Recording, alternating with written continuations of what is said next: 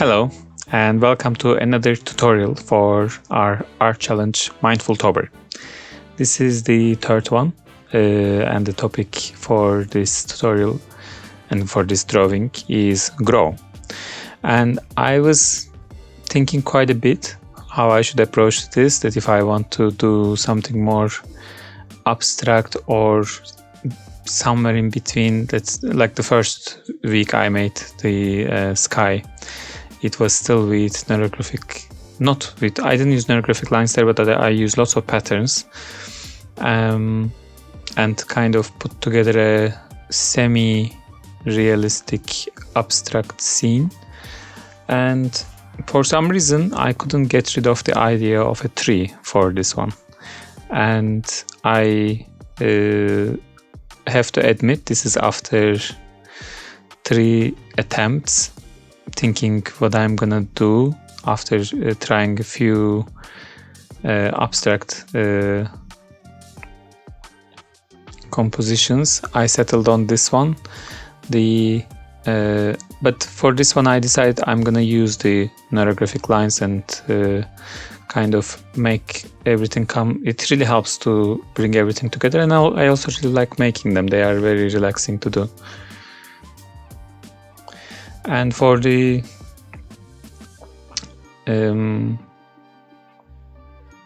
let's say, I mean, because this is not a real tree, it's not leaves, those are not leaves, but let's say the leaves part of the tree, they look like little puffy clouds actually. And I wanted to give that a bit more depth. I wanted them to pop, and for that I started doing these where I put shadows with dots, nothing else but dots. And I find this also, like making patterns, is also a pattern, very relaxing, and it also really brings the object forward. I really enjoy the making it as much as the effect it gives. And now I'm doing the neurographic line. As you can see, I'm connecting every single connection, and I'm trying to not to leave any sharp corners. This gives this organic look. And also you can see in parts that it also looks like a bit of a shadow in those places. And now I am doing the adding those dots. This is a time-consuming process. I have to admit that this is not a quick solution for something. And usually I'm all about quick solutions in my no effort sketch journaling, but not for this kind of mindful art that I also teach in my Skillshare classes, that you can check it out in the link below. That this is more for like time for you, that you need to sit in it and do it, and like kind of, for me at least, I lose the sense of time even, and I can keep going and going. And this is really good for your brain, for your nervous system. And yeah, so it is a time-consuming process putting these dots, but the result is really good, and it is good for you as well. So you should definitely give it a go and try. That I have now 6 of those classes, abstract, watercolor, escape. That's why I called it escape, because this is like an escape for your brain, where you have enough of life at work, at home, wherever. You can just find the quiet corner, grab your pen and paper and just be by yourself, and this really helps me, and I hope it will help you too. And there are now 6 parts in every part we start from simple and go towards more complicated designs, and I try to add a new technique to every single class. And in these we started doing Mindfultober with Mel, Shelley and Yuta, and I thought I will try to bring more this style of drawing for this challenge. And this is the 3rd one.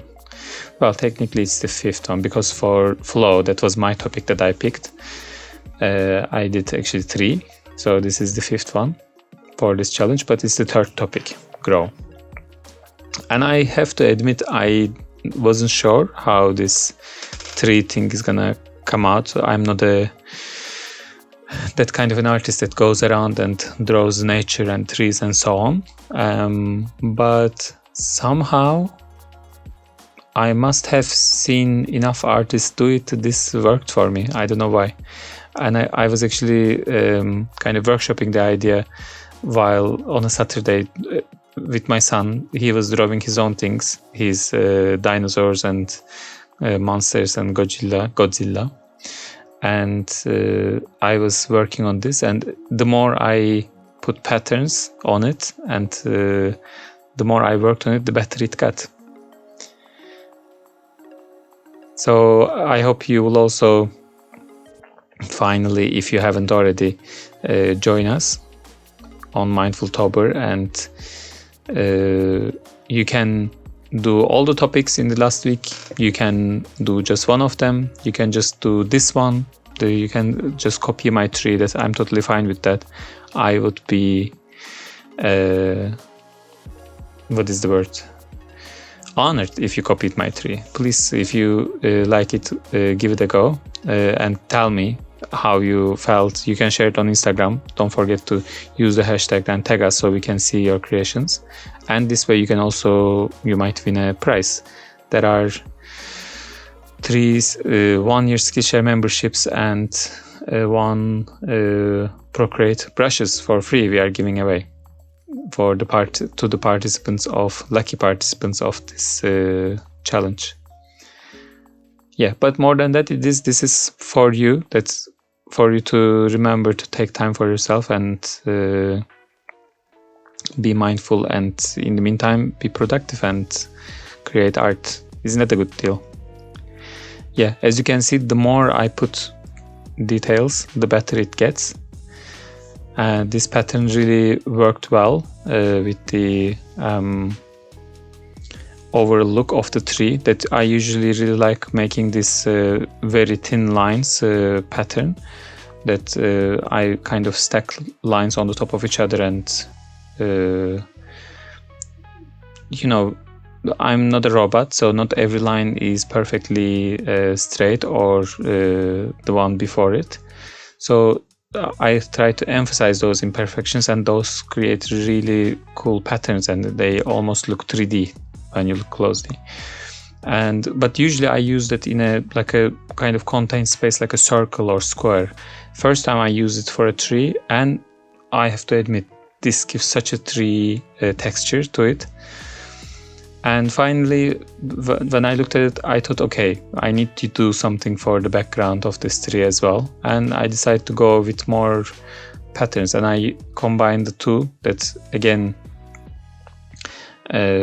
straight lines, but they are